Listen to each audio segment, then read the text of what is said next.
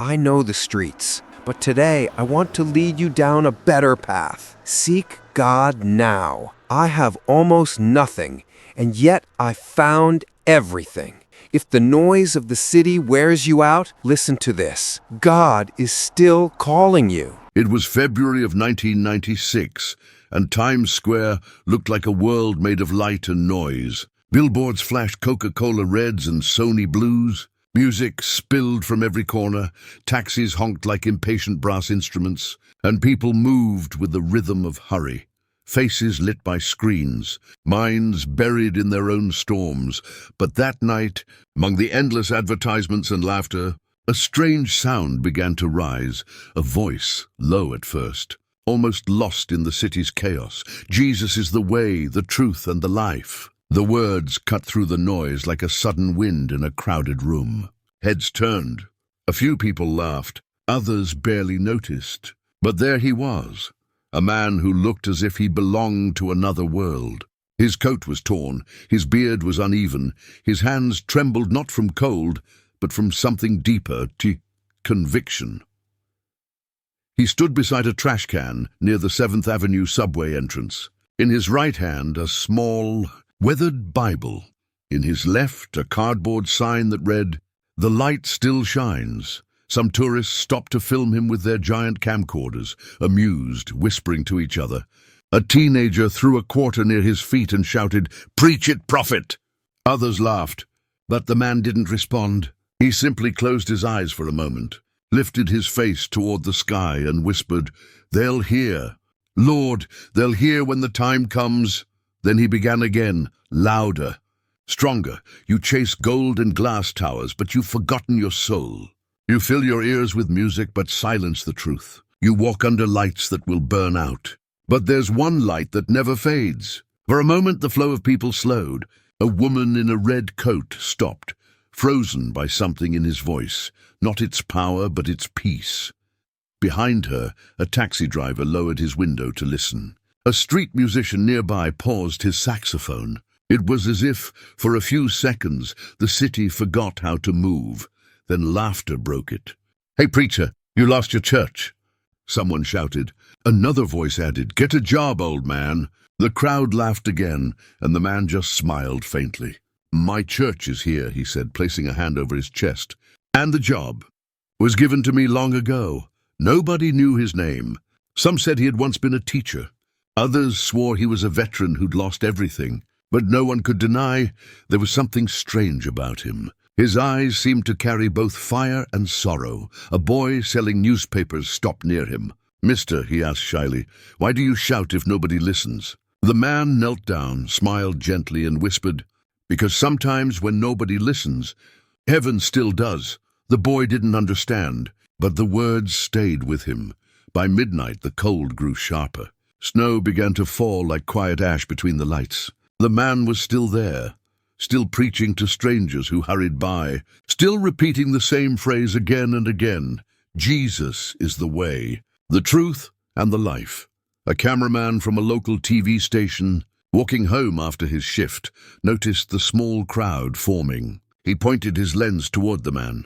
Through the camera's viewfinder, the streetlight behind him seemed to glow brighter, forming a halo-like glow around his head. He blinked, lowered the camera, then raised it again, but the light had dimmed. "Strange," he murmured. Little did anyone know that what began as a man's lonely sermon would soon become the moment that made an entire city stop and listen. The next night came colder than the last, the kind of cold that finds the seams in your coat and walks right in. Times Square throbbed as usual. Horns, footsteps, hawkers selling pretzels and glow sticks, loops of music colliding in mid-air. On the corner by the 7th Avenue entrance, the man stood again. Same torn coat, same small Bible, the cardboard sign tucked under his arm like a relic he refused to put down. He didn't shout right away. He watched people instead. How they folded their arms against the wind, how they never looked up, how they moved around one another like currents of a river that didn't know it was a river. Then he drew a breath, as if the air itself were an instrument he had been taught to play. Jesus is the way, the truth, and the life. Two teenagers laughed and mimicked his voice. A tourist couple snapped a photo as if he were another street sight. A vendor shook his head and muttered, "Same show, different night." The man didn't flinch. He raised his voice, not to perform, but as if answering a bell only he could hear. "You live under lights that promise everything and give you nothing that lasts. You run to be seen and forget to be known. Tonight hear the one who knows you." The woman in the red coat, yes, the same one, stopped again without meaning to. She had told herself she wouldn't. She had a dinner reservation, a meeting, a life to sprint toward. Yet something in the cadence of the words made her shoes grow roots on the concrete. The taxi driver from the previous night parked on the double, hazard lights blinking amber like a heartbeat, and leaned on his steering wheel, listening. The boy with the newspapers appeared too, clutching a bundle like a shield. "He's back," he whispered to no one in particular, and then to the man, "Sir, you said heaven listens, even when we don't. What about tonight?" "Tonight," the man said, eyes soft, "tonight you will see that listening opens doors." He stepped up on a low metal grate, the kind that exhaled steam, and the smoke wrapped around his ankles like a small cloud. "You," he said gently, pointing, not rudely, not theatrically, toward a young man in a business suit with tired eyes. "You haven't slept because the numbers won't balance the ache. You weren't made to be a ledger." The young man blinked, startled, then looked over his shoulder to see who the preacher meant. There was no one behind him. He brought a hand to his chest, as if to steady something that suddenly remembered how to beat. "And you," the man continued, looking toward a delivery cyclist who'd stopped to check his phone, "you don't have to outrun your story. It can be rewritten." The cyclist frowned. "How do you—" He stopped because he didn't want anyone to hear him ask. More passers-by slowed. The saxophonist, a few steps away, lowered his instrument and, without deciding to, began to harmonize under the sermon. Long, gentle notes that made the air wider. The sound drew a ring around them that the rushing city could not cross. "Jesus is the way," the man said, not shouting now, just sure. "Not a way, the path where feet can rest. The door that is not locked." A gust came then, hard enough to scatter napkins from a hot dog cart and flip a few pages of a tabloid on the ground. And yet, someone would later swear, no flakes of snow crossed the circle where the man stood. It wasn't that the snow stopped. It simply declined to enter. The cameraman from the local station returned, camera slung like a question. He had told his editor about the halo of light, and the editor had laughed, then said, "Fine. If you're still thinking about it tomorrow, go get me 20 seconds. 20 seconds was nothing. 20 seconds was air. But the cameraman pointed his lens and felt the old tremor in his fingers, the one that visited when something true was about to happen. "Rolling," he whispered. And the small red light answered back, "Already am." The man's voice softened. "You in the red coat," he said, not unkindly. The woman startled. "You remember a song your grandmother sang in a kitchen with a cracked window. You haven't sung it since the funeral, but you still know every word." Her mouth opened, not to speak, but because a room inside her had turned on a lamp. "How could you—" She didn't finish. Her eyes shone the way windows do when someone is home. "Tonight," the man said, "there is a door open, even here, especially here." A small crowd had gathered, 20, 30, then 50. The teenagers stopped laughing because it isn't easy to laugh when strangers are crying, and people had begun to cry. Quiet tears that surprised them with their own honesty. Someone dropped to their knees, not theatrically, but the way a person kneels when their legs remember they were made to bend. A voice crackled from a portable radio near the hot dog cart. "We're getting reports of an unusual gathering at Times Square. If you're nearby, call in." It was a late-night talk station, the kind that took calls from cabbies and night watchmen and restless souls. The vendor turned up the volume, and the radio became a second witness. Within minutes, the white van of a local news team turned the corner, the mast on its roof like a periscope seeking surface. A reporter in a dark coat stepped out, hair perfectly arranged against the wind, eyes calculating angles. "What do we have?" she asked the cameraman. Not sure, he said, never lowering the lens. But the light, look at the light, she looked. The street lamp above the man flickered once, twice. Not out, never out, but fuller, as if somebody had adjusted a dimmer the city had forgotten existed. She felt the odd urge to take off her gloves. She stepped closer and extended a microphone. "Sir," she began, performing the rhythm she knew by heart, "what's your name and why are you out here?" He glanced at the microphone as if it were a small bird that had landed unexpectedly on his hand. "The name is not the part that helps," he said gently. "I'm here because a message asked to be spoken aloud, and that message is—" She held the mic a bit closer, the way you do when you hope the answer will do your work for you. That there is a way that doesn't end in empty hands. That there is a truth that doesn't change when the headlines do. That there is a life that doesn't dim when the lights do. He lifted the small Bible, and the name of that way, that truth, that life, is Jesus. A murmur moved through the crowd. Not everyone liked the answer. A man in a leather jacket rolled his eyes and said, "He's selling hope like hot dogs." But he didn't walk away. Nobody did. The saxophonist changed keys, and for a heartbeat the melody aligned with the pitch of the words. And even the most skeptical listener felt the tiny click of a lock turning somewhere well beyond the reach of the city's architecture. The reporter cleared her throat. "People say you were here last night too." "That something unusual happened with the lights." The man smiled. "You don't need a sign to believe a voice you already recognize." "Whose voice?" she asked. "The one you remembered when you were 7 and lost at the county fair," he replied, and the reporter's practiced poise faltered.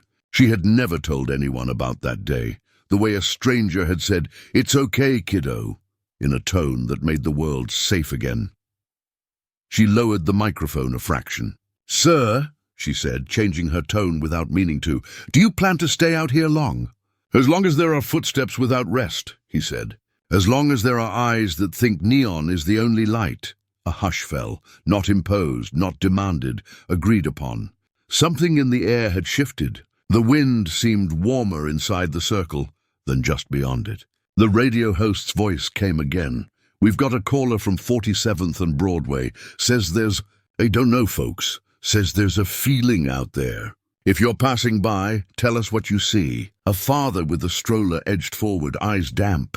"My little girl's been asking me why I don't sing anymore," he said to no one in particular. I didn't have an answer. He looked at the man. "I think I do now." "Then sing," the man said, and so he did, barely above a whisper at first, then stronger. A simple melody, nothing polished, nothing marketable, the kind of tune that survives because it knows how to be shared. A few joined in, then a few more. The saxophonist found the key and set a gentle river underneath it. "Jesus is the way, the truth and the life," the man said again, not as an argument, but as a promise that had outlived 1,000 arguments. Sirens wailed in the distance. The sound the city wears like jewelry, but they did not come closer. A bus slowed, its windows filling with faces. On the top deck of a sightseeing coach, tourists put down their disposable cameras and simply watched. The reporter gave the cameraman a look that meant, "Keep rolling," and he nodded without looking away from the eyepiece. The shot was steady now. He wasn't trembling anymore.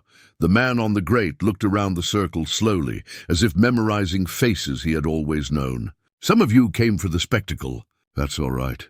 Sometimes you have to come for what you think you want to discover what you needed." He turned slightly and saw the boy, with the newspapers still clutching his bundle. "You asked me if tonight heaven listens," he said softly.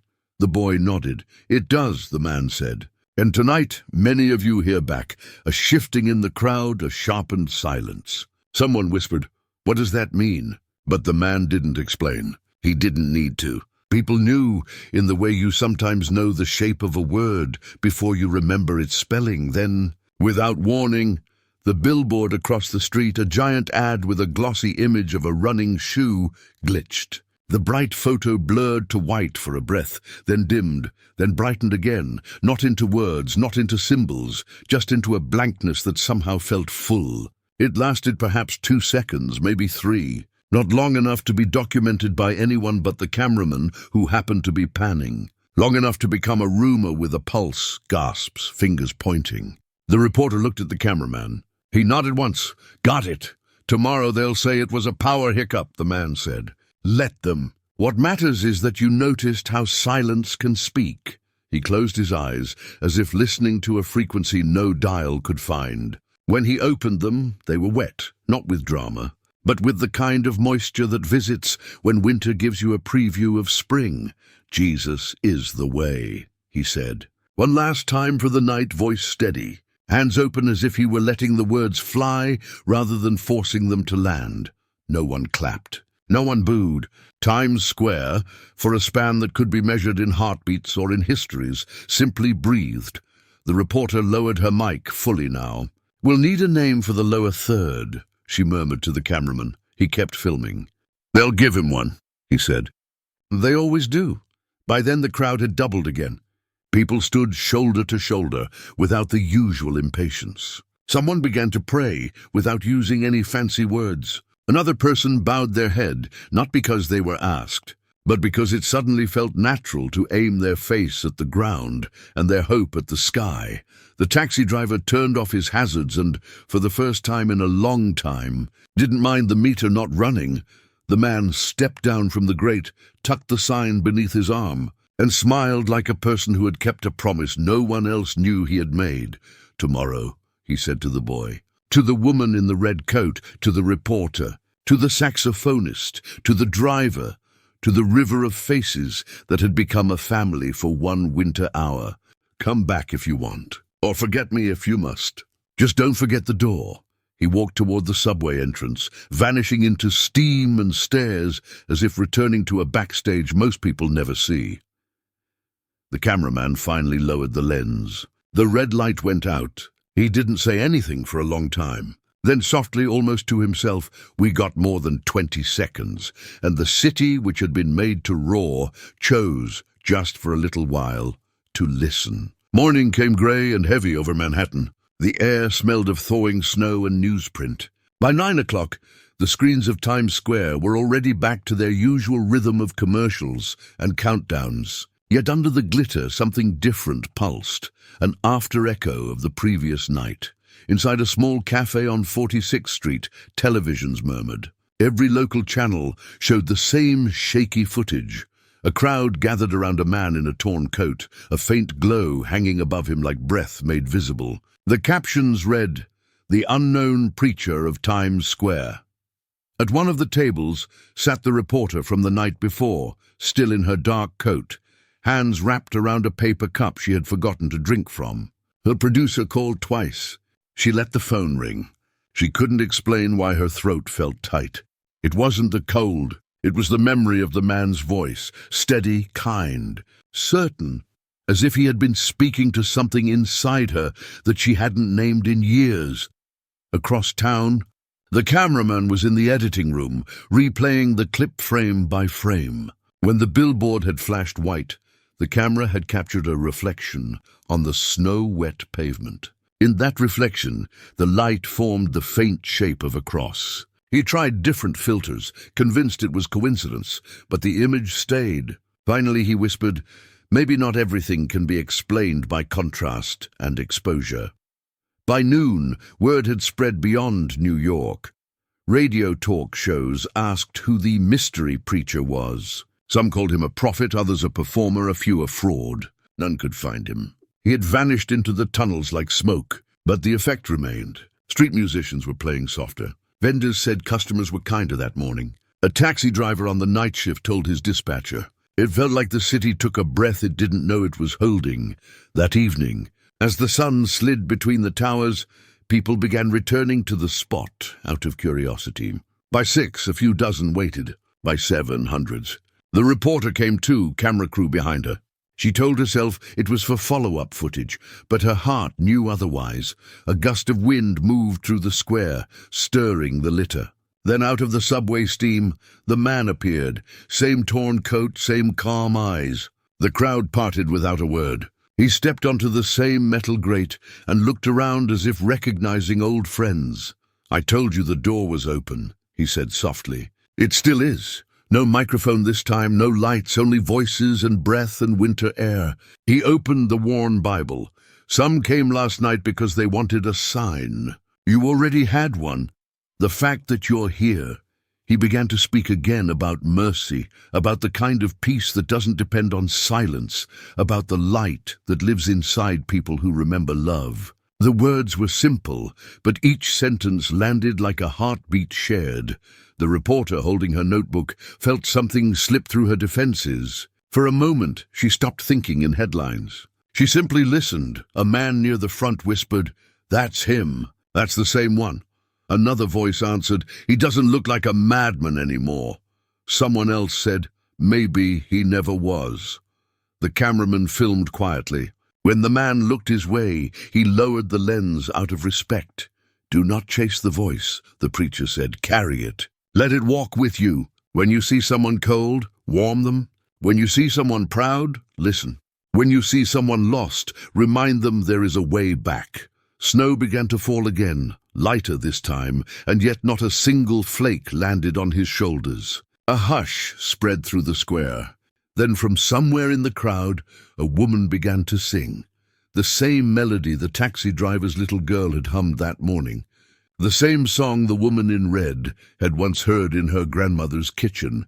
Others joined. Hundreds of voices filled the square, rising above engines and sirens until even the traffic seemed to wait. The preacher smiled, closed the Bible, and whispered, "Now the city remembers." He stepped down from the grate, walked through the open path of people, and disappeared once more into the subway entrance. Some ran after him, but the station was empty. Only a cardboard sign rested against a pillar. "The light still shines." The reporter picked it up, trembling. When she looked around, she realized the cameras were still rolling, but no one was performing anymore. People were embracing strangers. Some prayed quietly. Others simply looked up at the lights, as if seeing them for the first time. Later that night, a segment aired under the title, "When the City Listened." The closing shot showed the sign propped against the curb, snow gathering around it. Her voiceover ended with words she hadn't written in the script. Sometimes a sermon isn't about changing the world. Sometimes it's about reminding the world it can still change. In the control room, the cameraman watched the broadcast fade to black. On the screen's last frame, the reflection of the sign glimmered again, faint, golden, alive, and outside, under the 1,000 electric lights of Times Square. A few passers-by swore they could still hear a voice carried on the wind. "Jesus is the way, the truth, and the life."